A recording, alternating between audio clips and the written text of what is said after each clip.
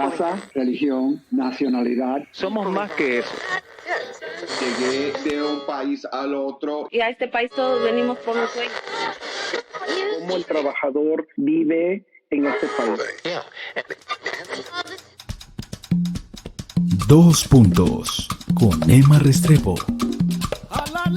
Conversación Latinex. Somos más Latinex. Desde Filadelfia. Grandes historias con grandes invitados.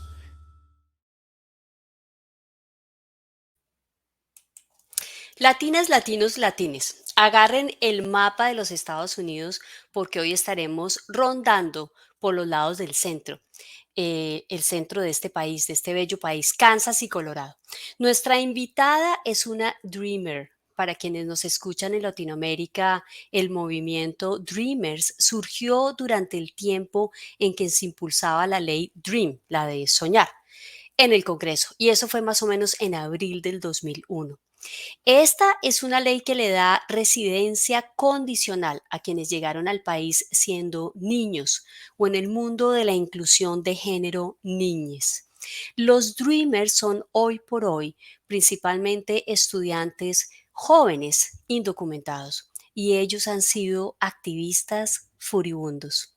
Claudia Amaro, nuestra voz de hoy, llegó a este país a los 12 años. Su familia huyó de la violencia de México luego de que asesinaran a su padre.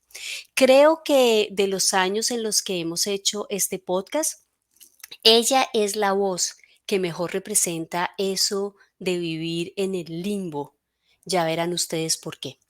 Dice que siempre quiso estudiar periodismo, pero para mí ella es periodista y es una excelente periodista. No importa si tiene un cartón que lo diga. Ella es la fundadora de Planeta Venus, una emisora digital localizada en Kansas. Claudia, bienvenida a Dos Puntos Podcast. Usted llega primero a Colorado a finales de los 80, tenía, si mal no recuerdo lo que me dijo, 12 años. ¿Cómo era ese Colorado de esa época y a qué ciudad llega usted? Buenas tardes y muchas gracias, Emma. Estoy bien contenta de estar aquí. Sabes que te sigo desde ese tiempo. Gracias a todas las personas que se están conectando para escuchar nuestra historia. Y antes de contestarte tu pregunta, nada más quiero aclarar que legalmente no soy una Dreamer porque no entro dentro de la categoría en los términos legales. Sin embargo, me encanta que me presentes así porque me identifico, mi identidad, que muchas personas están en contra de esto y otras personas están de acuerdo en que también el ser Dreamer llegó a ser una identidad, ¿no? De los que llegamos pequeños y ahora tal vez la mejor definición es soy una persona bicultural, que amo mi país, que amo el país de donde vengo, pero que esta es mi casa y ahora. Y nada más quería hacer esa aclaración porque legalmente, y ya ahorita van a ir descubriendo cuál es mi estatus, pero legalmente no soy una Dreamer primero por mi edad y por diferentes cosas que van a escuchar el día de hoy, pero como dices tú, he sido parte del movimiento Dreamer y también me considero, o mi identidad es de una Dreamer. Entonces, bueno, ahora sí, contestando a tu pregunta, yo llego a Colorado en el 88, un año después de que asesinan a mi papá en México. Mi mamá pues se siente muy, muy vulnerable y nos trae a este país, ¿no? Para protegernos, para ir a trabajar, para darnos de comer. Y llego a Lockmont, Colorado. Por ahí sí después o más adelante tengo todavía muchos de mis amiguitos de la high school por ahí en las redes sociales. Si me ven, les mando un saludo. ¿Cómo es esa llegada? Bueno, es más, cuando estuvimos hablando antes de este episodio, Claudia nos contaba que ella escuchaba a Alejandra Guzmán y Alejandro Montaner. ¿Cómo fue ese choque de todo tipo al llegar a la escuela? ¿Cómo fue eso, Claudia? Fíjate que fue difícil a pesar de que yo ya tenía desde chiquita un contacto con la cultura americana en cierta manera porque yo soy de la frontera, soy de Tijuana, Baja California, entonces yo crezco escuchando o viendo caricaturas en la televisión en inglés, viajo constantemente en fines de semana a Los Ángeles, a San Diego, entonces tengo un poquito esa influencia, sin embargo, mis papás, para los que son de México, son de Durango. Entonces también viví entre Durango y Tijuana mi niñez. Y cuando llego a Colorado, fue bien difícil. Para empezar, algo de lo que me acuerdo clarito es el clima, ¿no? En Colorado neva mucho, yo jamás en mi vida había visto la nieve, entonces fue mucho aprendizaje bonito, pero entre ese aprendizaje había mucha nostalgia. Yo tenía 12 años cuando yo empezaba a ser muy social, bueno, empiezas a tener ya tus amigos, es donde empiezas tú a buscar tu identidad, entonces yo extrañaba muchísimo a mis amigos de secundaria. Claro, claro, un choque. ¿Y el inglés? ¿Qué pasaba con el inglés? El inglés también. Para empezar, yo creo que lo que más recuerdo haber sufrido es el no poder tener no ser un estudiante, o sea, llegas y aprendes y lógico que quieres ser parte de estas chicas que son muy populares o quieres ser, y no podíamos porque muchos que han estado en los programas de inglés como segunda lengua, como les dicen en muchos lugares, ESOL o ESOL o ESL, cuando llegamos a eso nos tienen muy aislados y ahí empieza donde yo sé que amo y que quiero ser periodista y yo intento ser parte del periódico de la high school y no me lo permiten por una falta del idioma.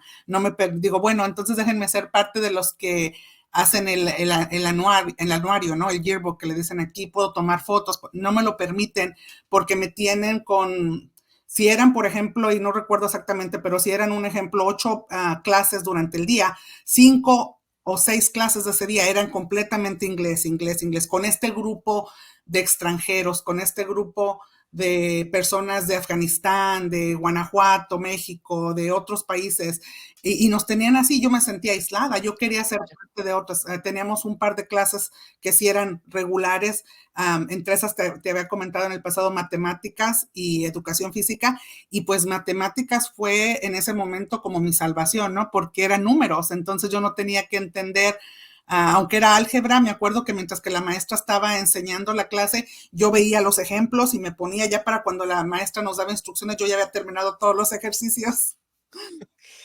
Qué maravilla. ¿Fue eso doloroso en cierta forma, Claudia, o usted al ser niña lo navegó sin problema? Fíjate que sí fue un poco doloroso, a lo mejor no tanto como, en cierta forma me siento privilegiada por haberme venido a esa edad y aunque siempre voy a tener acento en mi inglés, pues tuve la oportunidad de aprender inglés. Como te decía al principio, me siento una persona bicultural, lo cual me hace sentirme cómoda estando en cualquiera de las dos culturas y yo entiendo que muchos inmigrantes no tienen ese sentimiento, no pueden sentirse como yo me siento. Claro. Bueno, déjenme contarles que por aquí el grupo de Dos Puntos Podcast estuvo investigando algunas cositas y nos encontramos con que los latinos son el segundo grupo étnico más grande en Colorado. Son el 22%. Y si ustedes se ponen a pensar, esto es grande porque en los Estados Unidos la población latina, mal contada por supuesto, pero oficialmente son el 18%, o sea que Colorado está como 4 puntos por encima del promedio general.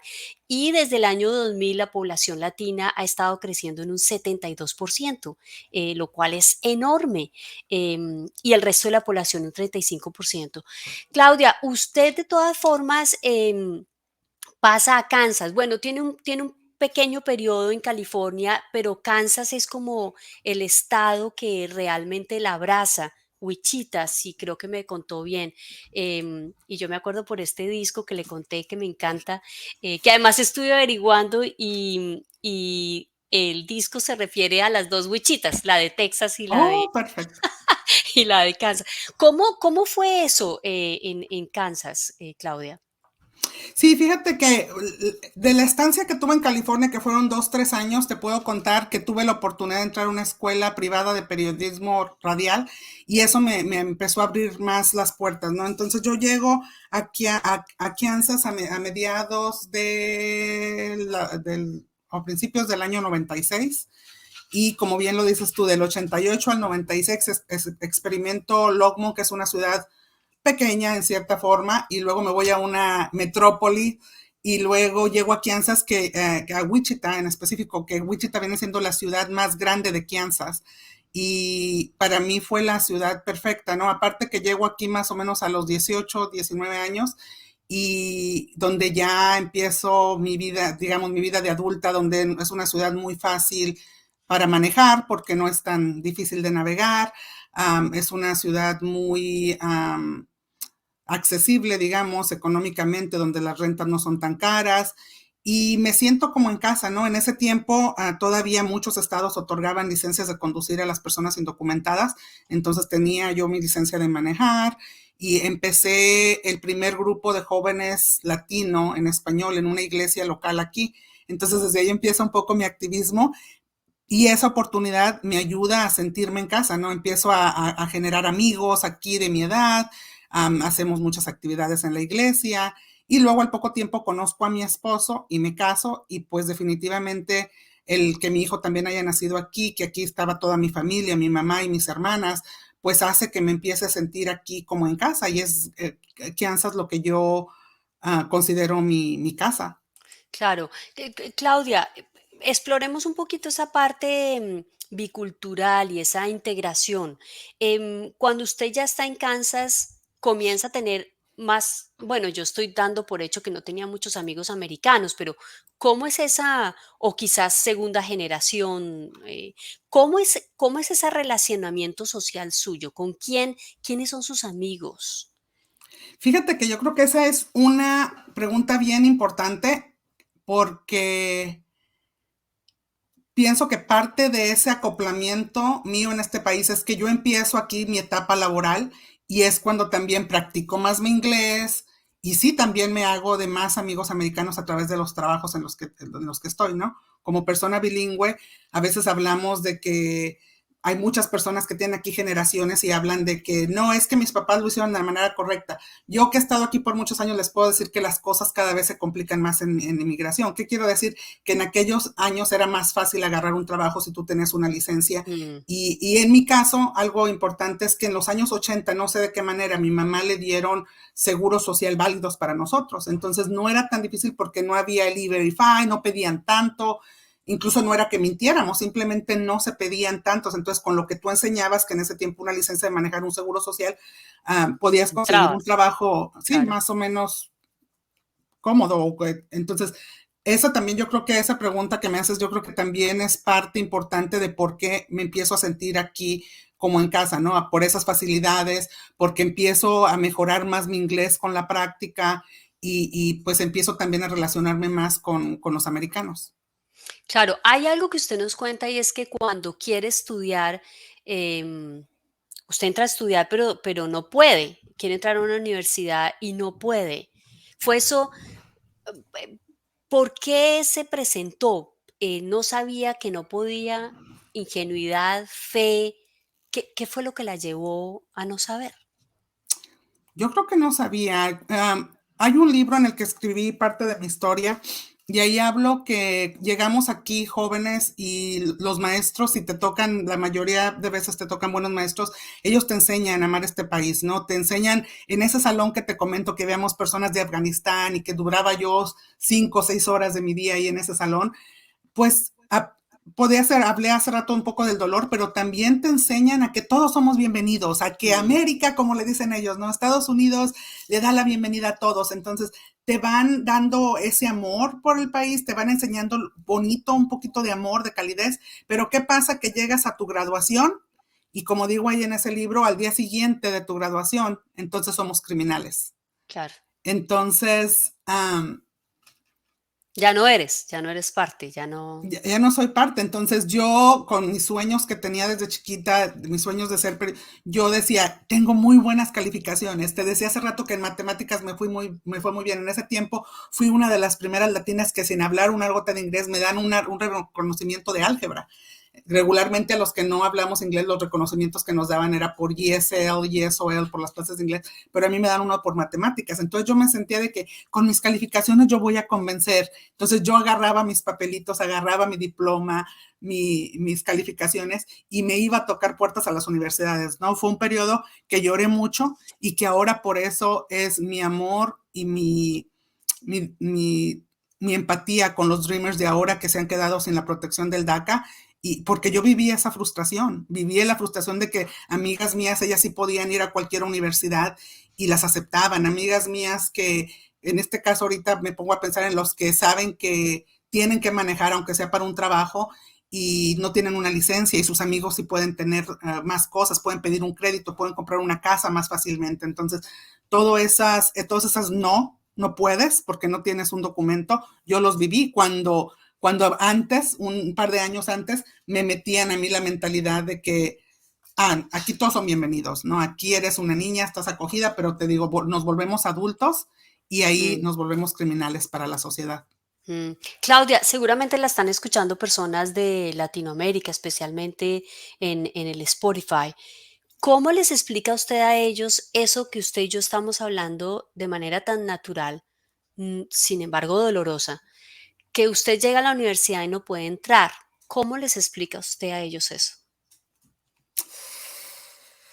No sé cómo explicárselo. Lo único que puedo describir es la frustración que yo sentí en ese momento, pero también les puedo decir que siempre he sido una persona que no sé cómo le puedan decir en otros países, pero mi mamá siempre me decía que yo era muy terca. Entonces, sigo siendo muy terca y nunca quité el dedo del renglón, ¿no? Les puedo decir que en el 2020 terminé mi associate degree aquí en un colegio de Kansas. Es decir, no tenía el Social Security, como no tenía la ciudadanía, pues no podía aplicar a una universidad. Pero Claudia, ¿ha cambiado eso? Yo he escuchado que algunas personas que son primera generación han podido entrar a la universidad, que a veces es más costoso, pero que lo han logrado. ¿Es posible estudiar cuando uno ha llegado aquí de niño, de niñe, pero no tiene una ciudadanía, pero es posible estudiar en la universidad hoy por hoy? Sí, en aquellos años yo iba a las universidades y me decían tu tarjeta verde, tu green card, y yo no la tenía, entonces no podía. Chao. Ahora, a principios de los años 2000, muchos jóvenes, un poquito antes de lo que es la lucha de los Dreamers, muchos jóvenes lucharon por lo que ahora se conoce como in-state tuition y lucharon por el acceso a universidades para los Dreamers, las personas que no tienen documentos. Algunos estados lo lograron, otros no. De hecho, en Arizona acaba de pasar una lucha muy grande de los Dreamers que acaban de lograr que les den el in-state tuition, que es más accesible, porque si no, lo que hicieron un tiempo es que empezaron a aceptar a las personas indocumentadas, sin embargo, les hacían unos cobros grandísimos como un estudiante Claro, internacional. claro. Entonces, hay estados, en el caso de Kansas, sí hay acceso y sí, si se graduaron de preparatorias de aquí de mismo Kansas, sí hay acceso a in-state tuition para ir al colegio y es algo que yo los motivo mucho a que busquen. Hay diferentes estados, no me lo sé todos, pero muchos estados reciben muy bien a la comunidad inmigrante sus universidades. Y era una pregunta que le tenía más adelante, pero aprovecho porque me está hablando de los Dreamers y del activismo. Am- Quizás no hemos tenido muchas noticias, pero ¿siguen activos los Dreamers? ¿Están realmente activos? ¿No ha parado su activismo para lograr unas mejores condiciones? Voy a ser bien sincera y al ratito vamos a hablar que yo me involucro un poco en el movimiento de los Dreamers en el año 2013, este año van a ser 10 años. Y en esos años estuvo durísima la actividad con los Dreamers y yo sigo en contacto con muchos líderes de ese movimiento a nivel nacional. Sin embargo, ha sido cansado, la lucha ha drenado de muchos de nosotros la salud mental y lo que sucedió después, no sé, alrededor del 2014, 2015, es que muchos de esos líderes Dreamers se han envuelto más en sus comunidades locales en vez de a nivel nacional, ¿no? Y es un poco también lo que yo hago aquí en Kansas. Yo estoy más involucrada con mi comunidad inmigrante aquí en Kansas, en Wichita, y es lo que muchas personas que ni quiero nombrar porque conozco muchos amigos a los cuales les agradezco mucho, gracias a muchos de ellos yo estoy aquí de regreso en Kansas, pero sí también entiendo que muchos están cansados, que muchos se enfocaron en sus comunidades locales y muchos siguen muy activos. Lo que te comentaba hace rato, que en Arizona acaban de aceptar el in-state tuition, es precisamente por ese movimiento y muchos de esos líderes que han estado activos desde el 2010, 11, 12. Claro, claro, no hay cuerpo que lo resista. Claudia, entonces Kansas conoce a su marido, tiene su hijo, y me parece que en el 2006 algo pasa, creo que su hijo tiene 6 años en ese momento. Usted además le ayuda a su marido a su negocio. Usted dice, bueno, si yo estoy trabajando para otros, pues prefiero trabajar con mi marido y le ayudo en mi negocio. ¿Qué es lo que pasa con su marido? En el 2006 estábamos viviendo parte del sueño americano, acabamos de comprar una casita, él empieza su negocio, mi hijo nació en el año 2000 y pues teníamos muchos sueños y estábamos trabajando en todo eso. Mi esposo jugaba fútbol, soccer semiprofesional aquí, así es que mi hijo creció con ese amor al fútbol en las venas, empezó a caminar en campos de fútbol y todo. A principios del 2000, de los 2000, muchos estados empiezan a quitar las licencias de conducir a indocumentados, el acceso a licencias de conducir a indocumentados. Eso pasó aquí en Kansas y pues un día mi esposo va para el trabajo. Esto pasó en el 2005, a mediados del 2005, mi esposo va para el trabajo, lo detienen, le piden licencia, su licencia está súper vencida de años atrás y pues lo entregan a las autoridades de migración. Estuvimos los dos detenidos porque ahí voy yo, me hablan por teléfono y me dicen, tu esposo está detenido, pero no me dicen, o sea, se lo llevan a otro lugar que no es ni migración ni la policía. Yo en ese tiempo tenía buena relación con el jefe de la policía de aquí, como te digo, siempre desde joven me involucré en muchas cosas, entonces me sentía informada, me sentía que tenía buena relación con muchas personas o que sabía, entonces yo dije, bueno, me recuerdo cuando recibí esa llamada, dije, necesito un abogado, pero no sabía qué tipo de abogado. Entonces ahí voy, dije, voy primero a investigar qué es lo que está pasando y luego veo qué abogado contratamos. Pues resulta que esa tarde los dos fuimos detenidos. Él con engaños, hubo engaños por ahí. Yo nada más estoy una noche en una cárcel, aquí no hay centros de detención privada, entonces estoy una noche en una cárcel, a él se lo llevaron a otra y con él tardamos un poquito más, lo sacamos con una fianza como 2 semanas después. Y entonces, como tú sabes, cuando uno es detenido entra uno en un proceso y el proceso pues duró meses y para otra corte que él tenía en octubre lo vuelven a detener y en enero del 2006 a él lo deportan a México.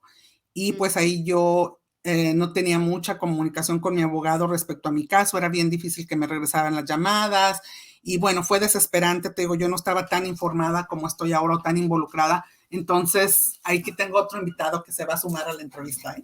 Es una belleza. Entonces, pues yo tomo la decisión de irme con mi hijo. Como dices tú, él tenía 6 años y tomo la decisión de irme a México para no separar a nuestra familia. Y bueno, a él le dan un castigo de 10 años, como sabes que a muchas personas que viven en el país indocumentados por más de un año les dan un castigo. Entonces, él recibe ese castigo por 10 años y nos vamos con la esperanza de tratar de buscar una manera para regresar 10 años después. Sobre todo yo que te contaba que aquí estaba toda mi familia, aquí estaba mi mamá, mis hermanas, muchos de ellos todavía estaban indocumentados, entonces yo no sabía cuándo iba a volver a verlos. Fue un golpe muy duro para mi familia, para mi mamá. Entonces nos vamos a México en un tiempo que hay un presidente nuevo en México que le declara la guerra a los carteles. Y nos vamos, yo empecé a buscar trabajo desde acá, entonces buscamos una ciudad donde pagaran bien lo bilingüe, donde pudiéramos salir adelante sin entender todo el contexto político que México está viviendo, ¿no? Entonces nos vamos a una ciudad que es estado fronterizo, entonces, sí. Son 2 ciudades viviendo, dos ciudades pegadas, una es un estado y otra es otro estado, entonces un estado era manejado por un cartel y el otro por otro diferente. Entonces, todas las noches era fuegos cruzados, ir y matar a uno, venir y matar a otro. Entonces, vivimos unos años de mucha violencia. Mi hijo cayó en una depresión terrible porque, aparte de que no hablaba bien el español, pues le hacían mucho bullying y desde los niños hasta las maestras. Entonces, él cayó en una depresión y aparte, cuando íbamos a la escuela, él y yo llegábamos a ver cuerpos colgados, narcomantas que les decían allá. Entonces mi hijo desde muy chiquito tenía una mentalidad de decir, yo no voy a llegar a ser adulto. Él me decía mucho y eso a mí me angustiaba tanto. Yo no voy a llegar a ser adulto, me decía. Entonces, digo, lo llevamos a terapia. Fue un tiempo muy complicado porque también, no sé si te contaba antes, estuvimos 1 año más o menos indocumentados en México. Esa era una de las cosas increíbles que le queríamos contar a nuestros oyentes, que absurdo, ese es el limbo que yo les digo, que años de hacer este programa y yo creo que Claudia es la persona que más representa eso de ser un limbo, ni de aquí ni de allá. ¿Cómo es posible eso, Claudia? ¿Cómo es posible que llegan a México y no tienen papeles? Pues nosotros llegamos en el 2006, que era un poquito antes, fuimos como quien dice de los primeros deportados de toda esa ola de deportados, ¿no? Que hubo todo el 2008, 2009, todos esos años. Entonces el gobierno no estaba y hasta la fecha no puedo decir que están preparados para recibirnos. Regreso, voy a decir, somos biculturales, somos, sobre todo me voy a enfocar en lo que es los Dreamers, ¿no? Y gracias a que muchos que han sido deportados han luchado en México, se han abierto un poquito las puertas, pero el gobierno mexicano no estaba preparado para recibirnos. Entonces, en mi caso, que yo me vine siendo una niña, lo único que tenía yo mexicano con una fotografía era mi certificado de primaria. Entonces, pues ya no me aceptaban nada de acá, de Estados Unidos. No existe Incluso, para el país. no. Entonces sí, fue bien difícil y tuvimos que esperar como un año para poder, las políticas en México son mucho más difíciles a veces que aquí, más complicadas. Sé que la gente habla mucho de corrupción, pero desafortunadamente cuando tú no viviste allá, no conoces a nadie, como decimos a veces que las palancas, que mi primo trabaja en tal parte, nosotros no teníamos nada. Llega un momento en que yo me identifico en la parte del libro donde escribo, donde yo me identifico sin pasado ni futuro. Claro. Entonces, Una extranjera en todos lados. Claudia, estamos hablando del gobierno de Felipe Calderón, 2006. Comienza el gobierno de Felipe Calderón, que además él le declara la guerra a las drogas. Dato interesante que además tenemos con el equipo de 2 puntos es que el gobierno de Estados Unidos dona 1.5 billones de dólares para la tal guerra contra las drogas y la suma va en 54 billones. Y además lo está diciendo una colombiana que nosotros vivimos la guerra contra las drogas antes de México y ya algunos conocerán, muchos quizás, la historia con el fentanil, o sea, de qué ha servido esta guerra contra las drogas. Claudia, su hijo bullying, no se sentía bien en la escuela, deprimido. ¿Usted cómo trabajaba? Como profesora, creo, de inglés.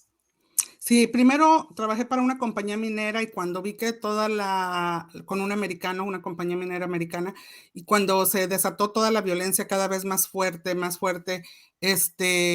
yo tomo una certificación por medio del gobierno mexicano, que es la Secretaría de Educación Pública, para dar clases de inglés. Entonces me certifico y a partir de ahí empiezo a dar clases de inglés y traigo a mi hijo conmigo en los colegios. Y sí, me desenvuelvo como maestra los últimos años en México. Ya usted nos va a contar que algo pasa con su marido, pero esta vez en México, de nuevo. ¿Pero pasan los 10 años de castigo de los americanos? No. No aguanté. No aguantamos. No, pues por supuesto. Te decía que en el 2006 nos fuimos, 6 años después, en el 2012 empieza todo el alboroto por acá de la reforma migratoria, ¿no? Entonces yo con la desesperación de decir, yo quiero ser parte, como si yo estoy desde el 88, ¿cómo no voy a ser parte? Quiero volver a mi país, más o menos. Quiero llegar a casa, quiero irme con mi mamá, con mis hermanas. Fíjate que ahí hay una cosa bien curiosa que quiero comentar para todas las personas que me escuchan aquí o en sus países. Yo pasé ahí lo que pasa la comunidad inmigrante de manera al revés, ¿no? Donde ahora yo comprendo más y soy más empática porque yo, como te decía al principio, me siento privilegiada, primero por haber tenido la oportunidad de aprender el idioma desde joven, segundo porque yo me vine con mi familia, entonces yo crezco en mi núcleo familiar aquí en Estados Unidos y yo sé ahora que tengo muchas amigas que ellas dejan todo, ¿no? Ellas me dijo una vez una amiga, estamos aprendiendo a enterrar a nuestros padres a distancia, entonces yo vivo esa soledad, pero al revés, en mi propio país, donde mi hijo no tiene abuela, donde no tiene ahí familiares cercanos, entonces, no tiene abuela en el buen sentido de la palabra, ¿eh? No en el mal entonces, no, pero claro, Claudia dice en mi país, pero en realidad no es su país, en realidad su país, pues es este. Pues no era como las personas allá que el domingo me voy a comer con mi mamá, o sea, no teníamos nosotros esa estructura, no había ese ecosistema que decimos, entonces. Era una inmigrante en su país. Era una inmigrante en mi país y rechazada porque con el bullying que le hacían a mi hijo también cuando me salía algo diferente o decir algo de acá, incluso en mi propio trabajo me acuerdo que si yo daba una opinión me decían no estamos en Estados Unidos, o sea, era. Ouch. Sí, y llegó momentos en que alguna vez alguna psicóloga, una terapia me decía, es que tú tienes que entender que eres mexicana y tienes que aceptar la realidad. Y yo decía, sí, y yo quiero sentirme así, pero ¿cómo le hago? ¿Verdad? Claro. Entonces, sí, yo viví esa parte de extrañar a mi mamá, de extrañar a cosas al revés que los migrantes cuando se vienen ya adultos lo viven. Entonces, por eso también empiezo a hablar mucho de la salud mental más adelante, porque yo lo vivo, ¿no? En carne propia. Claro. Claudia, a su marido en toda esta época de guerra y de violencia en México que continúa, lo secuestran, le roban su carro. Em, ¿Qué pasa ahí, Claudia? Sí, fíjate, estaba dando yo clases en la universidad y llego en la noche, él acaba de abrir, para él era muy difícil conseguir trabajo, entonces él acababa de abrir un negocio de comida y estaba él ya preparando para cerrar el negocio e irnos a nuestra casa. Yo llego por él de la universidad a recogerlo allá al negocito que tenía y en eso llegan dos personas que se identifican como policías y pues lo secuestran, se lo llevan a... Yo sentí que ya no lo iba a volver a ver porque se oían muchas historias de personas que o con la pistola les hacían, No, pero claro, claro. o ya nunca aparecían. Entonces yo al principio, vuelvo, fíjate, a las cuestiones culturales. Al principio, como yo aquí era muy activa antes, no tanto en el tema de migración, pero en mi comunidad, yo quise pelear con ellos y me gritaron de una manera muy fuerte y muy fea porque yo les decía, traen una orden de arresto, yo queriendo hacer mis derechos, no, a ver, Claro. enséñenme y que no sé qué. Señor, usted es Haciéndose muy la gringa, gritona. más o menos. Sí, pues digo, yo con lo que yo sabía, ¿no? Tratando de defender mis derechos y Claro. me gritaron de manera horrible. Mi esposo nada más me hizo señas, me dijo, vaya, recojan al niño porque estaba con los vecinos y no diga nada. Entonces me pidió que por favor le hablara a una prima de él.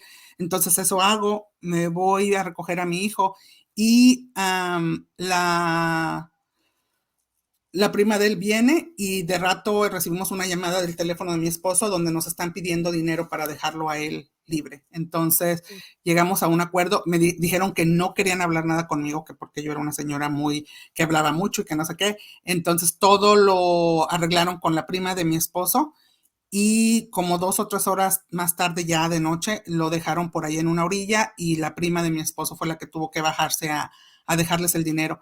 Gracias a Dios, te digo, fue una bendición que no lo hayan regresado sin Claro. golpearlo y sin nada, pero sí pasamos por eso. Después sí comprobamos que por lo menos uno de ellos sí era policía, pero también teníamos miedo de ir a poner la queja porque pues con quién te va a proteger, ¿no? Claro, claro, esas cosas que muchos americanos no entienden de cómo es esa idiosincrasia latina. Claudia, ¿cuánto tiempo, cuando pasa eso, cuánto tiempo hacía que habían llegado a México? 6 años. 6 años. ¿Su Ujú. hijo supo del incidente? Sí, sí, mi hijo, pues yo voy y lo recojo y él estuvo ahí presente durante toda la llamada. Mi hijo, cuando hablas con él, él tiene bloqueado completamente toda su vida en México. Recuerda 2, 3 cositas, pero tiene completamente bloqueada su vida en México. Hmm. Y Claudia definitivamente dice no más, obvio, me voy, aprovecha, digámoslo entre comillas, la ley, el Dream Act. No puedo entrar en medio del Dream Act. Como te decía, legalmente yo no soy una Dreamer, no tengo Dreamer.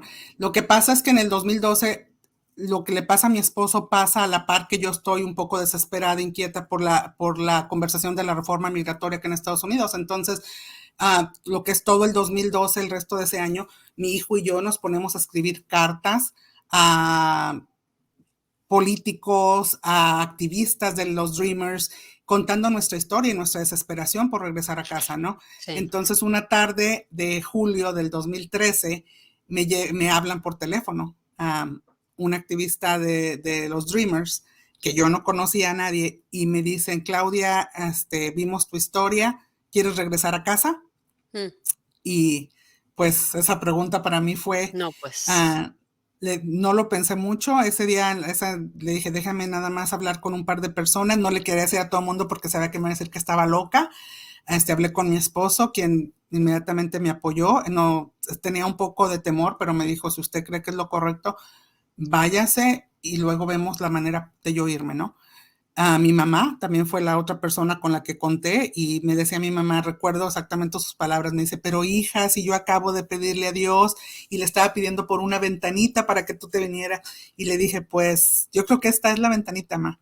Entonces al día siguiente me voy para Nogales con mi hijo, que en ese tiempo tenía 13 años, a reunirme con personas completamente extrañas, otros 8 jóvenes que también por diferentes razones se habían regresado a México. Bueno, 6 de nosotros nos habíamos regresado a México por enfermedad, porque un familiar fue deportado, porque querían estudiar y al llegar a México se dan cuenta que México no les aceptaba su escuela de high school de acá de Estados Unidos. Entonces, pues estábamos desesperados por regresar a casa. Entonces nos reunimos ahí. Los otros 3 Dreamers, ellos se sacrificaron, ellos están viviendo aquí en Estados Unidos y se sacrificaron saliendo al país para traernos a nosotros, ¿no? Era una acción que queríamos comprobar y hablar públicamente de que en ese tiempo el presidente que estaba era el presidente Obama y que decía que él nada más estaba deportando criminales y nosotros queríamos hacer una protesta porque no era verdad, estaba deportando a mucha gente inocente. Entonces nos reunimos en la frontera, nos preparamos días y noches con abogados, con otros activistas, con periodistas que estaban ahí con nosotros, espiritualmente, con sacerdotes, pastores que estaban ahí con nosotros. Fueron 2 o 3 días muy intensos de mucha, no sé ni cómo explicarlo. Como dices tú, había muchas emociones, ¿no? Mucho dolor. Nos estábamos quedando en albergues de inmigrantes ahí en Nogales, Sonora, y pues hablábamos con la gente que llegaba, ¿no? Que era deportada, historias desgarradoras. Y te digo, fue mucha preparación para fortalecer nuestra mente y nuestro espíritu, porque nosotros nos íbamos a entregar en la frontera sabiendo que íbamos a ser detenidos y no sabíamos cuánto tiempo íbamos a estar ahí. Entonces fue mucha preparación. Mi hijo estaba ahí y era lo que a veces sí me dolía un poquito, porque un niño de 13 años, al mismo tiempo, ahora sé que eso fue una gran experiencia para mi hijo en cuestión de que él, siendo ciudadano americano, está muy consciente de lo que vivimos los inmigrantes, ¿no? Entonces eso me da mucho orgullo y me da mucho gusto. Sé que como padres a veces los exponemos y ahorita podemos criticar a esa gente que, y digo, habemos de todo tipo de personas, ¿no? Pero criticamos fácilmente a las personas, a los niños que son separados en la frontera de sus padres, sin ponernos a pensar que muchas veces nosotros así lo hicimos, sin saber a lo que nos íbamos a enfrentar, ¿no? Claro, claro. Muchas veces la gente no sabe esa emergencia, esa angustia con la que se vive, y pues la familia es la familia. Em, Claudia, usted acaba de mencionar a Obama, y bueno, con lo que ha pasado después con Trump, pues a veces casi que Obama parece de terciopelo, pero ese es el problema. Obama parecía como de terciopelo y finalmente no lo fue. ¿Qué piensa usted de siendo activista, viviendo lo que usted ha vivido? Pues, ¿qué piensa de esa? No quisiera ponerle adjetivo, pero me viene a la cabeza la incoherencia de los gobiernos y de los demócratas también. Yo, como usted, comparto, no soy de ningún partido, pero ¿qué piensa usted de este, de este juego migratorio? ¿Qué piensa usted?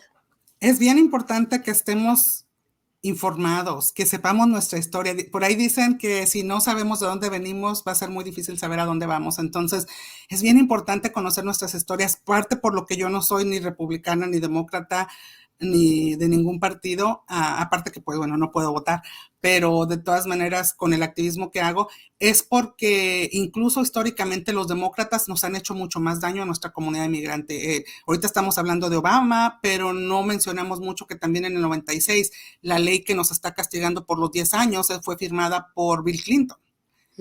También se nos olvida mencionar que Bill Clinton y su esposa apoyaron a muchos de los que ahora son dueños de los centros de detención de migración privados. Entonces, hay que conocer nuestra historia. Incluso algo que me gusta mucho compartir, el por qué se firmó esa ley en el 96. Muchos no sabemos nuestra historia, muchos nos venimos de nuestro país sin saber qué había detrás de esa decisión de habernos venido, ¿no? En el 94 se firma la ley del Tratado de Libre Comercio. Esa ley perjudicó a México más que ninguno de los otros 2 países. ¿Cómo lo perjudicó? Por ejemplo, te voy a poner un ejemplo bien sencillo. En aquellos años, y la gente mexicana que nos está viendo no nos va a dejar mentir, los programas de televisión ponían mucho juguete mexicano. En aquellos años había juguetes mexicanos, lo que era el calzado de Guanajuato y de todo el país, teníamos mucho zapato mexicano, o sea, había industrias mexicanas que era parte de la riqueza del país, ¿no? Claro. Cuando yo digo hay que apoyar lo local.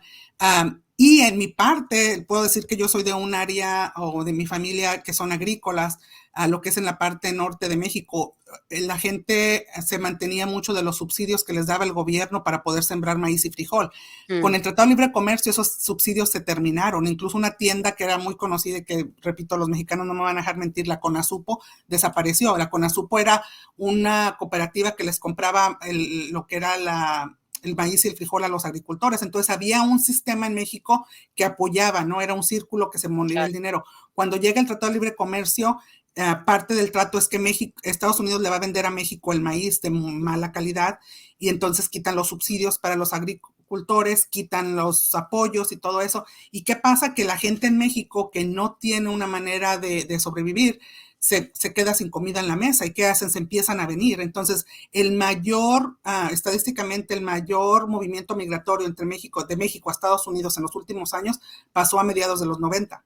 Cuando el presidente Bill Clinton se da cuenta de eso, mete esta ley del 96 que nos empieza a castigar los que estamos aquí indocumentadamente. Entonces, es bien importante, Emma, conocer nuestra historia y eso es lo que yo pienso, ¿no? De que no nos podemos guiar por un partido, pero sí por la calidad humana. Y que ahora tú mencionaste datos bien interesantes del número de personas, hablaste de Colorado, pero en todo Estados Unidos somos un gran porcentaje y si todos nos pusiéramos las pilas a votar, ya sean demócratas o republicanos, van a empezar a escucharnos, van a empezar algo que te puedo compartir aquí en Kansas cuando yo hablo con senadores, con diputados de aquí o representantes, como les dicen acá, que yo me preocupo por una licencia o les hago preguntas así, me dicen, es que ¿dónde está tu gente? La gente que vota por mí no me está pidiendo eso. Entonces es importante, para ellos lo que importa son los votos y como yo les he dicho a ellos mismos, se los he dicho en su cara, tal vez yo no pueda votar, pero yo me voy a asegurar que mi hijo, que su generación y que otras personas voten. Entonces eso he estado haciendo desde el 2016, registrando latinos nuevos para votar. Mi hijo desde que cumplió los 18 años me ayudó a cumplir esa promesa y él vota cada año. Claro, yo creo que ahí hay una revolución todavía que no hemos indagado mucho, no hemos fortalecido mucho, que es la posibilidad de votar. Claudia, usted se queda en la frontera, su hijo pasa y su marido se queda detenido 2 años y ya, claro, voy a ir rápido porque no quiero dejar a la gente, a quienes nos escuchan con la mitad de la historia. Y usted, tremenda activista, pasa finalmente y regresa a casa, a Kansas. Eso es así.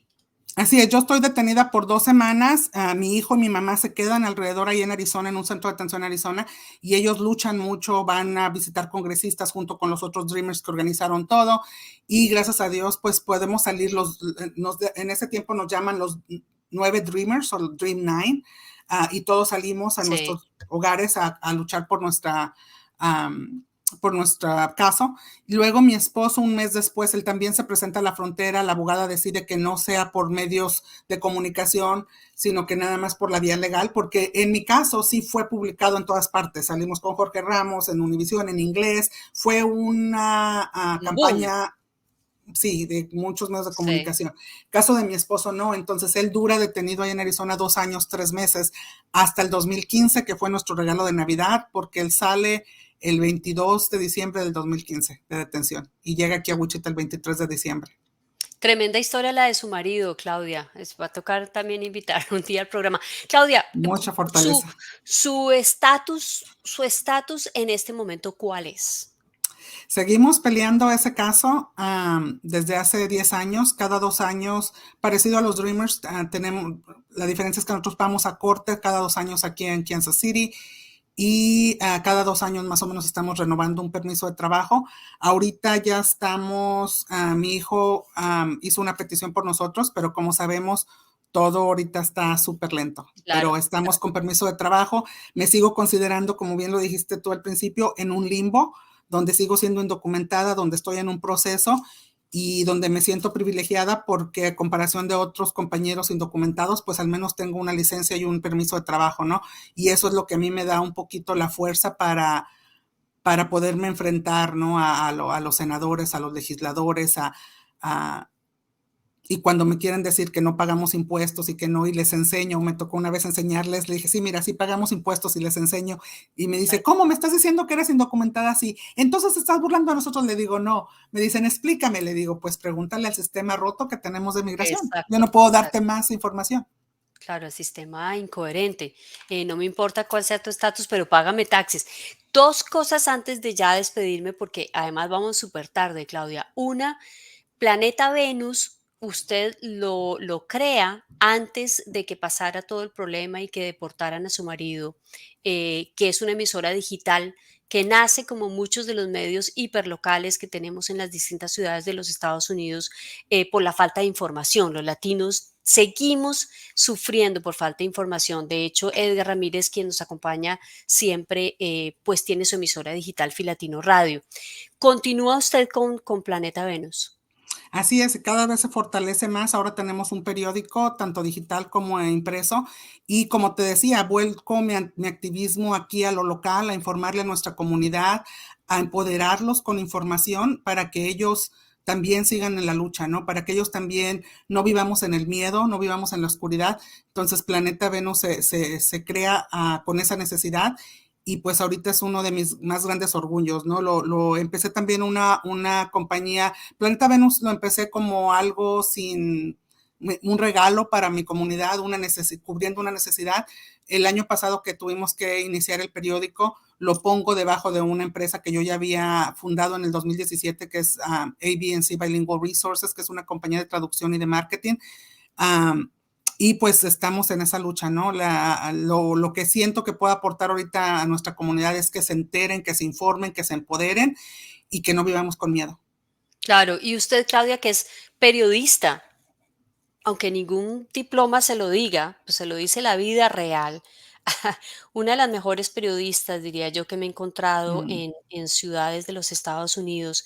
Hoy justamente usted nos contaba que algo está pasando con la ley migratoria, con lo que está pasando con los inmigrantes en Kansas. ¿Qué es lo que usted está reportando que nadie está reportando en este momento? Fíjate, Emma, gracias por preguntarme. Yo obtuve mi carrera en publicidad porque pues ya en los últimos años parecía que el periodismo se iba en decadencia. Sí. Entonces agarré mi título de publicidad, pero sí, pues el periodismo siempre me ha apasionado.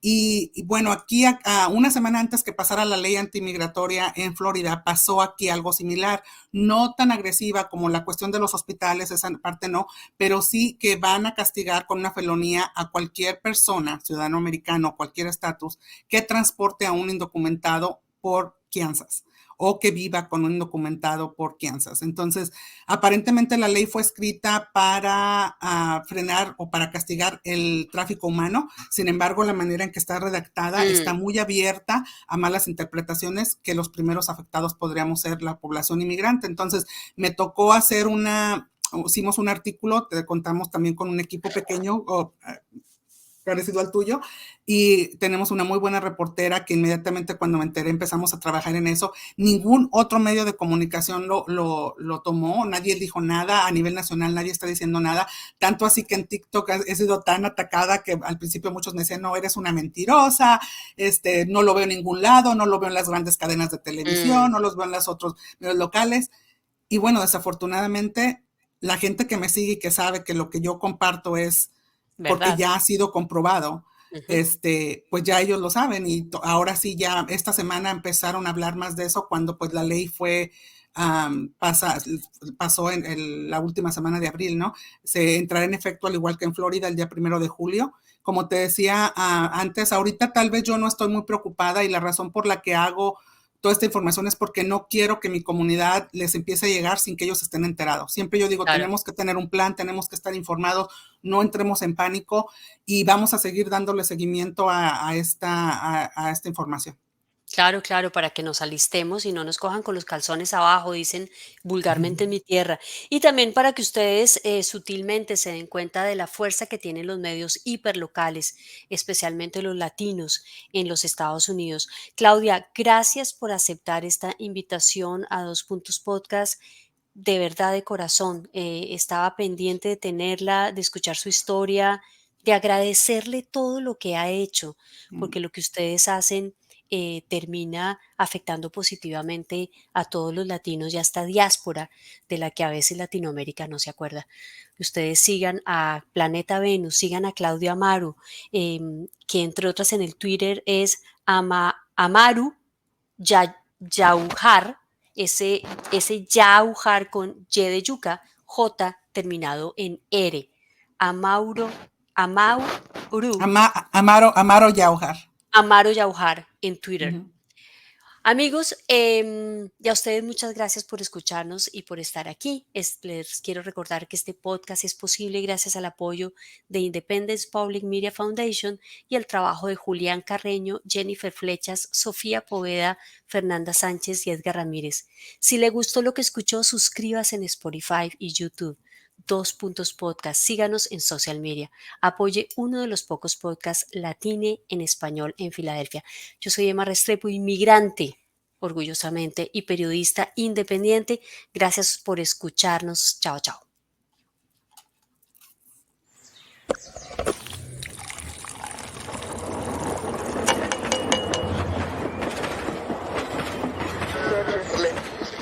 Raza, religión, nacionalidad. Somos más que eso. Llegué de un país al otro. Y a este país todos venimos por los sueños. Cómo el trabajador vive en este país. Dos Puntos con Emma Restrepo. Conversación Latinex. Somos más Latinex.